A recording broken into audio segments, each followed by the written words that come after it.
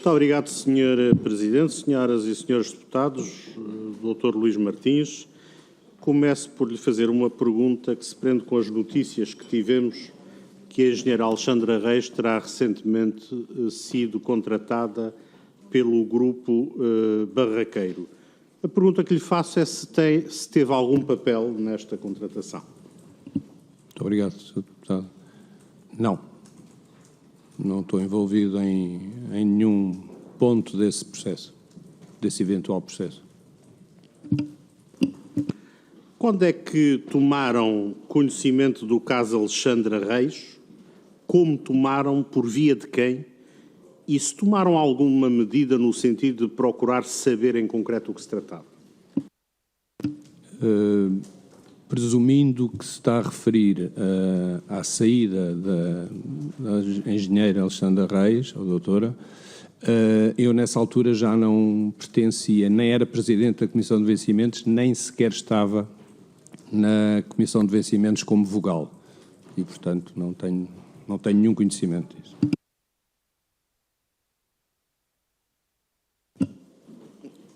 Confirma que o pagamento das remunerações variáveis estava congelado, isto é, quando muito eram contabilizadas, mas durante o período do plano de reestruturação as mesmas estavam congeladas? O que lhe posso dizer, Sr. Deputado, sobre isso é que a Comissão de Vencimentos, enquanto eu fui Presidente, definiu critérios de remuneração variável aos corpos sociais, e a remuneração variável só tinham os membros da Comissão Executiva, e verificava no ano seguinte se estavam reunidas as condições para a atribuição desse prémio em condições. Depois, se houve congelamento ou não, essa é uma matéria que não é da competência da Comissão de Vencimentos. E estes bónus eram apreciados e estes objetivos na Assembleia Geral? Os critérios que foram definidos eram critérios objetivos, que eram apreciados em função dos resultados da companhia e eram comunicados através de uma informação da Comissão de Vencimentos à Assembleia Geral, todos os anos. E eram apreciados e votados nessa Assembleia Geral? Não, era uma mera informação aos acionistas, uma informação na Assembleia Geral, era esse o formalismo, era uma chamada informação sobre a política de remunerações. Não era votada. Senhor, mas então não estou a perceber. Imaginemos que a Comissão de Vencimentos apurava que o administrador A tinha cumprido os objetivos que estavam à sua responsabilidade. Era informada a Assembleia Geral deste cumprimento, mas quem é que decidia se se pagavam ou não bónus a este administrador? Sr. Deputado, a Comissão de Vencimentos foi criada pela Assembleia Geral exatamente com as competências de definir os critérios, a definir, no essencial, a política de remunerações dos corpos sociais, que incluía a possibilidade de definir remunerações variáveis.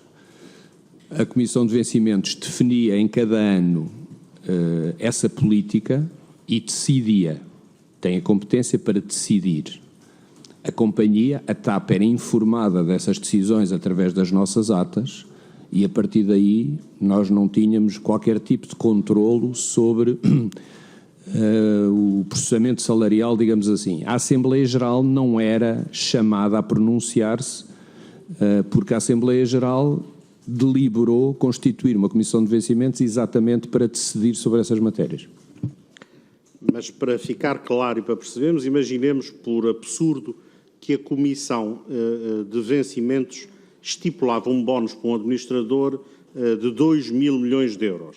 E, portanto, se ele atingisse os objetivos, a Comissão de Vencimentos achava bem que a companhia, informada desse atingimento, pagasse 2 mil milhões de euros a um administrador. É isso que me está a dizer? O que eu estou a dizer é que praticamente as únicas competências que a Comissão de Vencimentos tinham eram essas, de definir e de atribuir aquilo que é, ou executar, ou determinar a execução de uma política de remunerações. A Comissão de Vencimentos dependia da Assembleia Geral. E, portanto, se houvesse alguma decisão que a Assembleia Geral não concordasse, era simples a Assembleia Geral resolver o problema, tanto mais que a Comissão de Vencimentos tinha o dever de informar previamente os critérios de atribuição desses prémios. Portanto, eram definidos num ano para serem atribuídos eventualmente no ano seguinte. Portanto, se a Assembleia Geral entendesse que no âmbito daqueles, na informação que era dada, que haveria aqui algum aspecto que não concordasse, poderia sempre intervir. E no caso da senhora Presidente Executiva, este bónus foi ou não definido na Assembleia Geral? Quando entrou em funções a última CEO, Christine, eu não era Presidente da Comissão de Vencimentos, era vogal e, segundo me recordo, não foi atribuído ou não foi definido, mas isso é uma questão de ver na ata, qualquer remuneração variável. Mas eu posso confirmar. Tenho aqui a ata.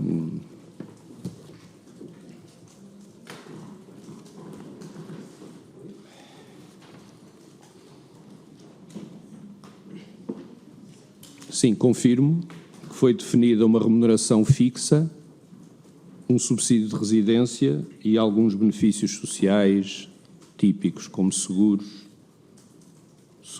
apenas seguros e utilização de telemóvel. Sr. Doutor, exatamente sobre isso vou ler um mail de 27 de agosto de 2021 da doutora Ana Malheiro, da TAP, à engenheira Christine, informando que há uma questão do seu componente variável, do seu vencimento, que tem que ser adiada por razão do plano de reestruturação. E eu vou passar a ler o mail. Cara Christine, finalmente a Comissão de Vencimentos decidiu sobre a sua remuneração de acordo com as condições infra que reproduzem parcialmente as condições revertidas no seu contrato. Remuneração fixa 504 mil euros ano, despesas de alojamento 30 mil euros ano, as regalias sociais e a seguir vem. Eles ainda não resolveram no que diz respeito à remuneração variável, embora tenham uma cópia do seu contrato e também informaram que isto tem de ser adiado porque o plano de reestruturação ainda não foi aprovado. Ponto. Então, pode-se concluir que havia um contrato com a engenheira Christine, o mesmo tinha uma dimensão e uma componente variável.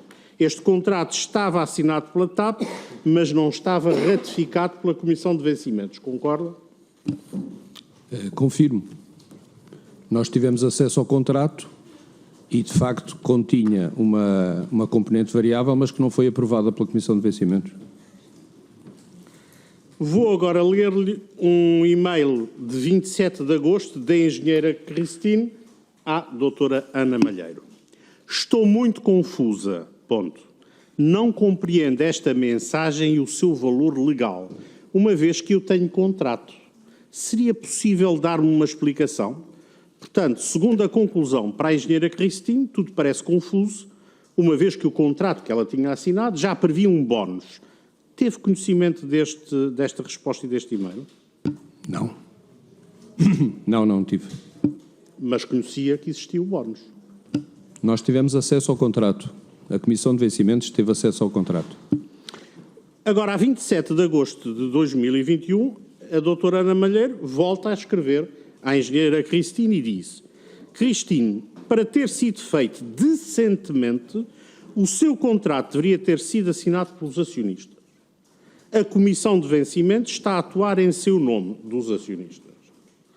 Como membro da administração e no nosso modelo de governança, todas as condições fixas e variáveis e outros benefícios têm que ser definidos pela Comissão de Vencimentos.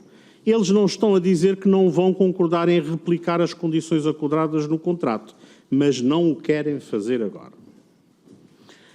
Além disso, o advogado que desenhou o contrato, César Sá Esteves, pode ser uma grande ajuda. Uma vez que o contrato não foi assinado pelo acionista, o César queria que o contrato fosse aprovado na reunião com o acionista a 24 de junho, vírgula.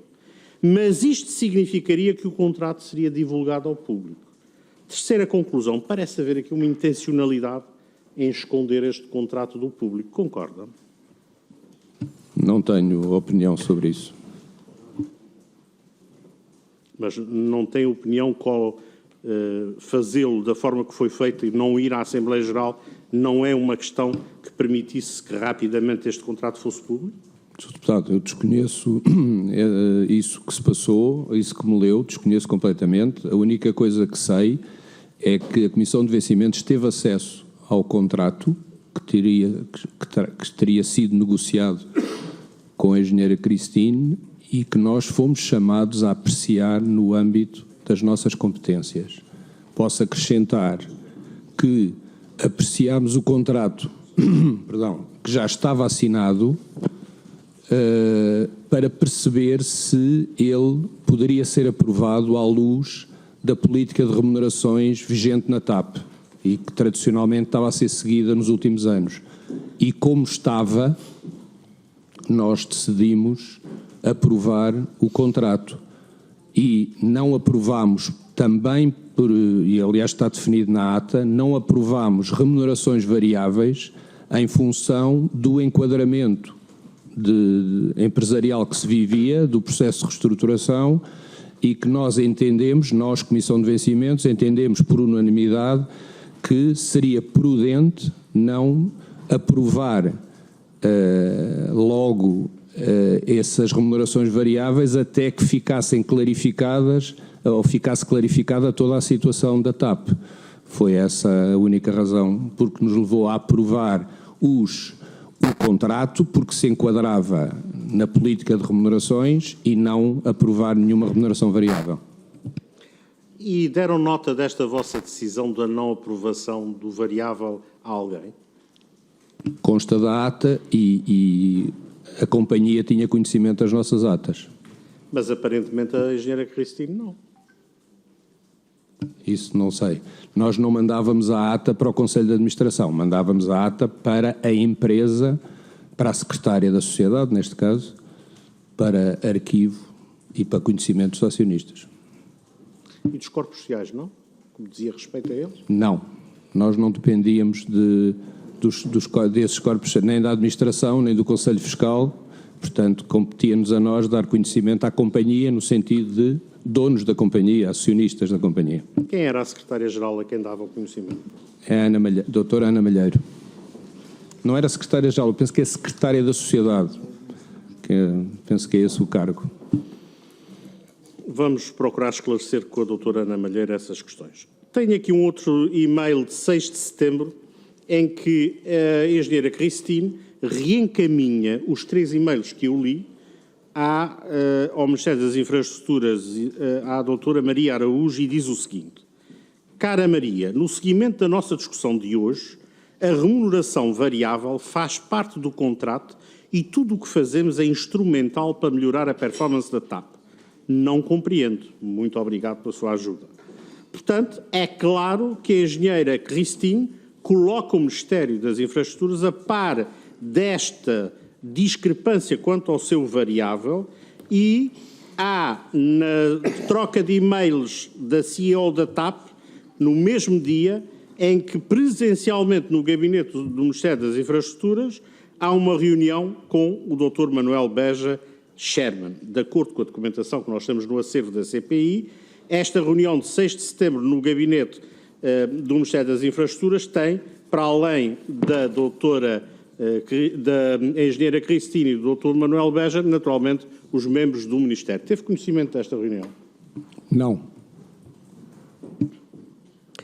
No dia 7 de setembro, a doutora Maria Araújo, do Ministério das Infraestruturas, responde à engenheira Cristine e diz o seguinte: Cara Cristine, muito obrigado pelos seus e-mails, regressarei ao seu contacto assim que tenhamos resolvido este assunto do variável.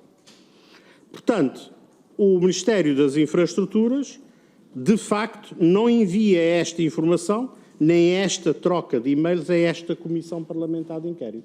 Mais uma prova do esconder de informação do Ministério a esta Comissão. Tem conhecimento de como é que este assunto ficou resolvido? Não, não tenho conhecimento. Aquilo que referi há pouco corresponde à última ata a última reunião que eu participei enquanto vogal da Comissão de Vencimentos, e até sair, até 31 de dezembro de 2021, não tive conhecimento de qualquer contacto, desenvolvimento sobre esta matéria. Voltando àquilo que falou dos atingimentos dos objetivos dos KPIs no âmbito da gestão, tenho aqui um e-mail da senhora engenheira Cristine para Hugo Mendes e Miguel Cruz a 7 de janeiro de 2022. E diz o seguinte: caro Hugo e Miguel, tive o prazer de ter uma conversa com Pedro Nuno Santos, que confirmou que a minha performance em 2021 foi boa e que eu poderia esperar ter todos os KPIs completados, vírgula, e agora vem a questão fundamental, embora não estejam definidos, e a correspondente parte do bónus para o período entre 25 de junho e 31 de dezembro de 2021. Havia ou não KPIs definidos para o exercício da engenheira Cristine? Neste momento não me recordo do teor do contrato, mas a única coisa que nós tivemos conhecimento foi do contrato que estava assinado. Mas não me recordo se lá estavam definidos esses KPIs. O bónus e o pagamento do bónus está dependente da existência ou não de contratos de gestão? Daquilo que eu sei, penso que não. A Comissão de Vencimentos tinha a competência para definir as remunerações variáveis independentemente dos contratos de gestão. Mas o doutor Tiago Aires aqui nesta comissão disse que de facto dependiam. Pois, eu respondi tanto quanto sei, do ponto de vista jurídico, essa questão nunca me foi colocada. Sim, mas temos agora aqui uma questão diferente e importante. O doutor Tiago Aires acha que sim e o suggestor diz que não sabe, é isso? Sim. Eu gostaria que nos ajudasse a perceber como é que, sem definir objetivos, metas objetivas, o doutor Pedro Nuno Santos diz que, independentemente disso, a senhora cumpriu os seus objetivos, tem direito a bónus. O senhor que foi presidente de uma comissão de vencimentos, como é que é possível, numa análise qualitativa, dizer, olha, o senhor portou-se muito bem, vai ter seguramente direito a bónus. E o senhor diz, mas eu não tenho objetivos definidos, como é que eu na métrica posso saber se atingi ou não? Bom, o senhor portou-se muito bem, vai ter direito a bónus. Como é que, enquanto presidente de uma comissão de vencimentos que foi, interpreta uma conversa destas? Enfim, não conheço essas declarações, não me compete estar a comentar essas declarações. No âmbito das minhas funções e enquanto membro da Comissão de Vencimentos, foram definidas sempre métricas para a atribuição ou não de remunerações variáveis, mas não comento as declarações que referiu. Mas a pergunta que lhe fiz, e volto a repetir, é enquanto foi Presidente da Comissão de Vencimentos, naturalmente tem que ter uma visão muito clara sobre isso. E a pergunta que lhe fiz é, como é que é possível dizer a alguém que atingiu os objetivos e tem direito a bónus se não tem objetivos definidos? Sr. Deputado, com todo o respeito, penso que já respondi. Enquanto fui membro Presidente da Comissão de Vencimentos, foram sempre definidas métricas, enfim. É, digamos, a minha abordagem ao tema das remunerações variáveis é essa. Portanto, do seu ponto de vista, isso é uma situação que não compreende e, naturalmente, nunca foi prática enquanto Presidente da Comissão de Vencimentos. Sim, enquanto eu fui Presidente da Comissão de Vencimentos, foram sempre definidas métricas para posteriormente serem avaliadas. Nunca o incomodou o facto de, conhecendo, como diz que conhece e conheceu o contrato da engenheira Cristine, onde obviamente está lá explicitamente uma dimensão, uma componente variável, nunca achou estranho este hiato de tempo em que esta situação não fica resolvida, está no limbo, ou por conveniência, ou porque está em curso um plano de reestruturação, mas não acha que a pessoa visada se sente naturalmente fraudada na perspectiva em que fez um contrato com uma componente fixa, uma componente variável, não entendeu que a não resposta conviveu bem com esta situação de limbo? Sr. Deputado, eu desconheço, nunca falei com a CEO, não o cheguei a conhecer. O Presidente da Comissão de Vencimentos da altura, sim, teve contacto com ela, eu pessoalmente não tive. A única coisa que lhe posso dizer é que tivemos conhecimento do contrato, depois dele ser assinado, e nessa altura o que fizemos foi uma análise técnica daquilo que era a remuneração definida e acordada com a senhora engenheira e para ver se ela se encaixava, se enquadrava na política de remunerações. Entendemos na altura, isto numa reunião de 11 de agosto de 2021, suspender ou não aprovar a componente variável até que fossem definidas, digamos, a situação real da companhia no que diz respeito ao processo de reestruturação. E, entretanto, no final do ano eu saí, portanto eu não consigo depois, já não acompanhei a evolução da situação.